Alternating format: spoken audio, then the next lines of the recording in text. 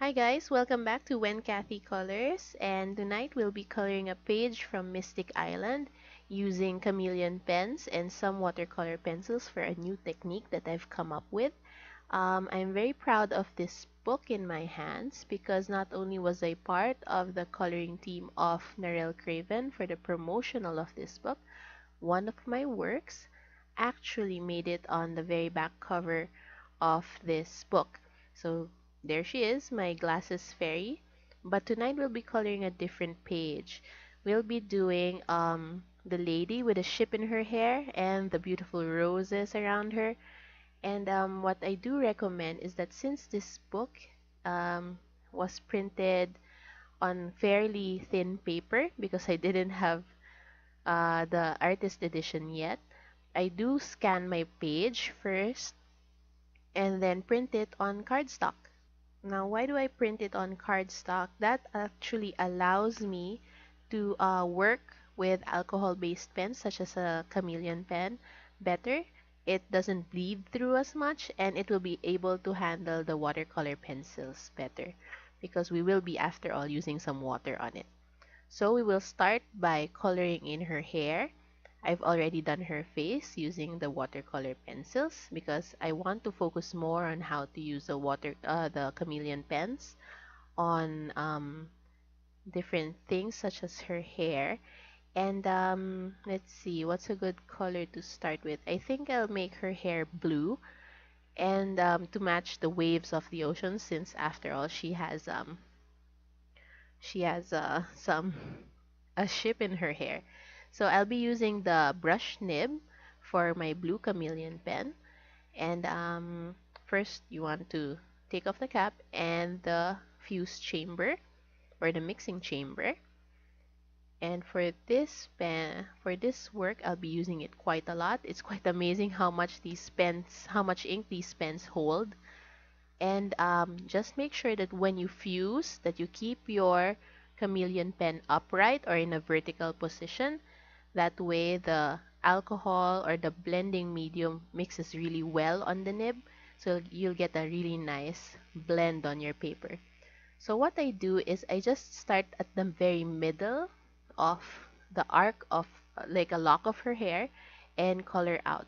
Here you can see that the color or the color blue has a really nice color transition. That's because I held the pen vertically.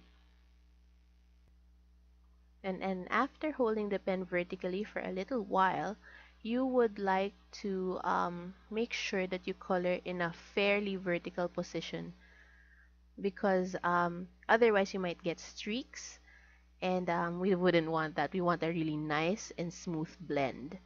So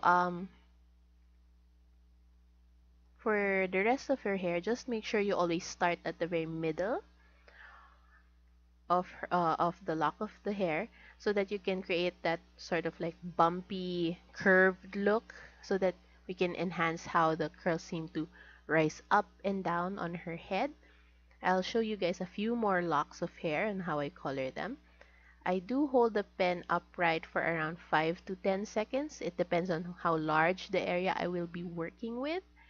And for example, this area, it's a little smaller. That's why I held it for just around 5 seconds.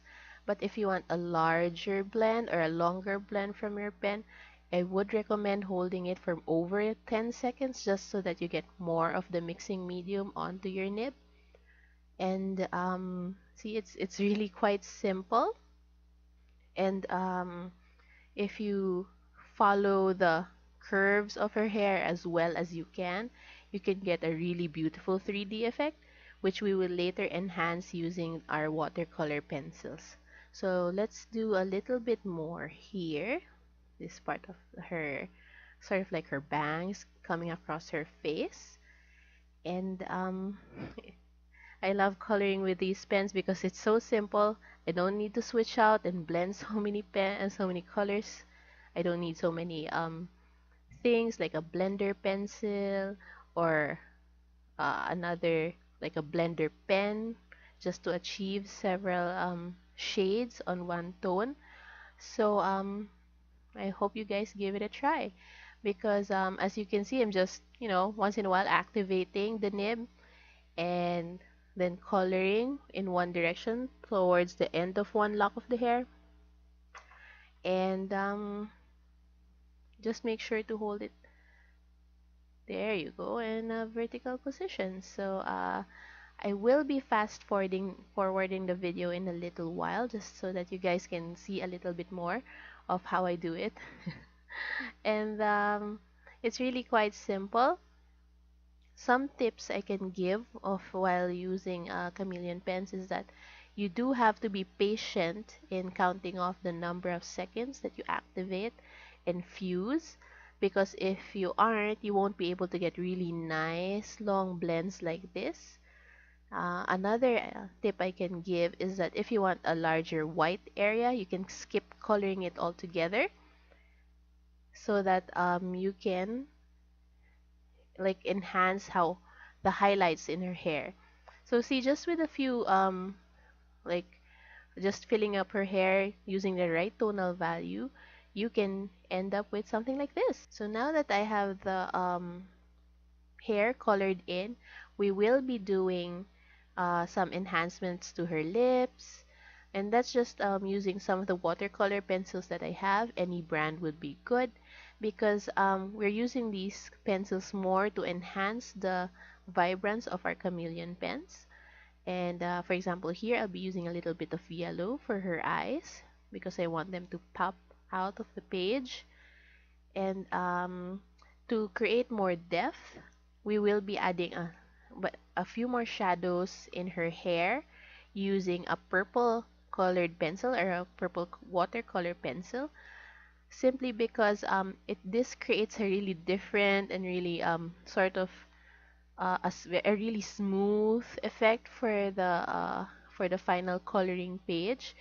And I do only recommend using this technique on an alcohol-based marker, which makes Chameleon pens the best thing for this technique, because if you do use any water-based or dye-based markers, such as say um, regular store-bought brands, it will bleed out once the water hits it. Like for example, here I've added the pencils where I want the shadows to go, and that is where I just add water to sort of like melt out the lead of my colored pencils, and you can see how that creates a really nice deep hue.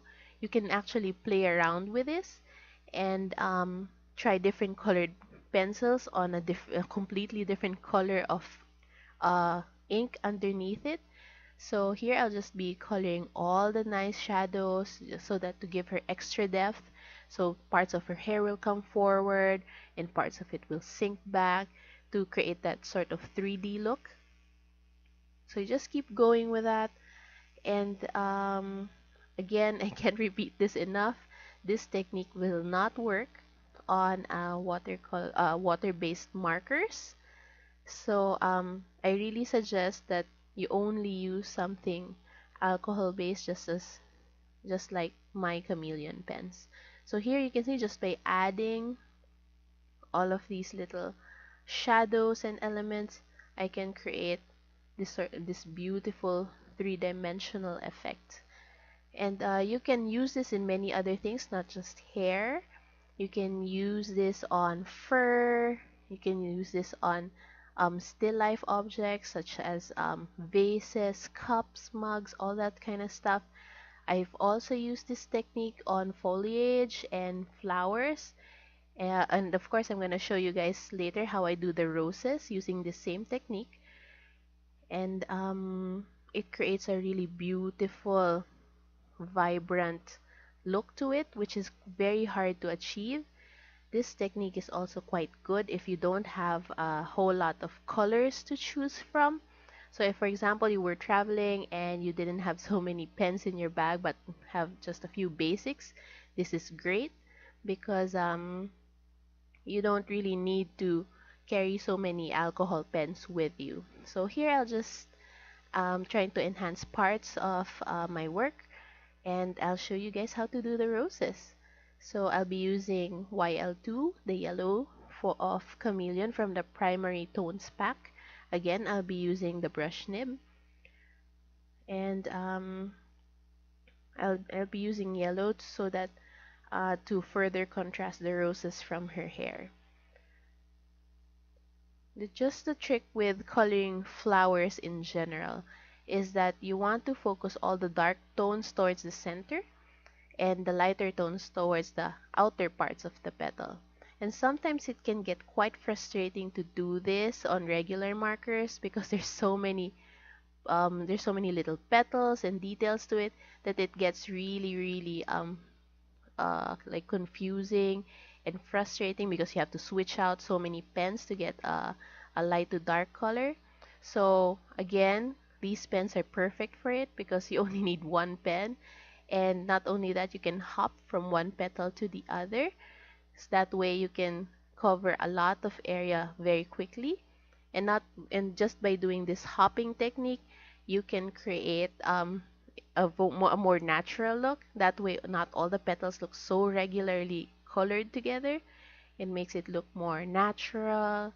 It makes it it is funny because it actually makes you look kind of professional without much of an effort. So I'll be coloring the rest of this flower, and then we will enhance it later using some colored pencils. So here I go, fast forward just so that you guys can see how the petals are filling up. And even without the pencils, you guys can already see how the blends actually make the flower look more dimensional. So let me do one more flower so that you guys can see how it progresses. So see, I concentrate all the dark colors or shades towards the center of the flower and all the lighter shades towards the tips of the petals, just to make it look more three-dimensional. And alright, so we've got all the colors into our roses. So make sure to cap them because they do, after all, evaporate. I'll be using some of my pencils to enhance and add more shadows to give her more dimension. That way we can like make her pop out more from the page, and that's what we want, so that it's a really nice and striking image for us to see. So I'll be using a pink watercolor pencil to add extra shadows into the roses. And I know pink is a little unexpected, but I think it will make it look more interesting. And because if we use orange and activate the watercolor pencil with water, it will quickly fade out. So I want to use a slightly more reddish tint to it, but not too red, which is why pink is the perfect choice. And again, just focus all of the shading towards the center of the flower. Remember, the center radiates out from a certain point, which means that you'll be going around in a circle following the edges of the petals, just like what I'm doing right now, so that you can get a more shadowed dimensional effect. Now, you just need a little bit of water. You can use any brush and just activate the watercolor pencil and melt it down to give it a much more softer look, and that way it looks very natural, and people who would see your coloring page would wonder how did you achieve that look. So it's really quite simple. Just make sure never to put too much water on your brush, because otherwise the color or the watercolor pencil will run everywhere. So I'll do one more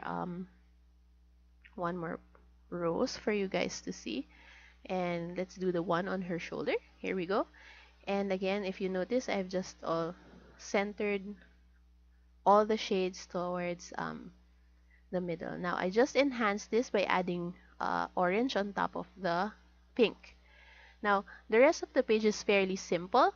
All I need to do is like fill in everything. For example, this one, the ship in her hair, I chose to use red, and again just activated it with the alcohol fuse, and I just enhanced that with shadows using a brown watercolor pencil.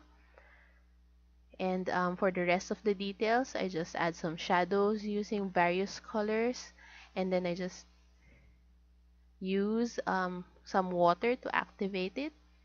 And for the background, I just add, like I wanted to make it look like more ethereal, so I just went with like a mixture of colors in the background. As you can see, I just kind of just mix it all up and add water.